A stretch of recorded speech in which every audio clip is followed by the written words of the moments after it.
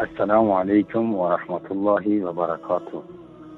برادران، استادان بزرگوار، دستاندرکاران شبکه جهانی وصال حق، بنده اکرم هستم از تاجیکستان و همین نقطه را گفتنی هستم که استادان بزرگوار، دستاندرکاران شبکه وصال حق، شبکه جهانی نور، شبکه کلمه و شبکه توحید، همه شما استادان عزیز را ما جوانان موحد تاجیکستان از صمیم قلب دوست داریم و توهینی که برای شما می شود، هر حقارت، هر نافرمانی و هر ناسزایی که برای شما می شود، برای همسران پیامبر می شود و برای اهل سنت و جماعت می شود، این ما برای خودمان قبولش داریم و برای همچو این توهین همچو با پدر و مادر و همچو با دین و آیین ما دخل دارد. از همین لحاظ با شما همدرد هستیم، از شما منتداری بیان میکنیم برای اظهار سخنان حقیقت، سخنان راستین،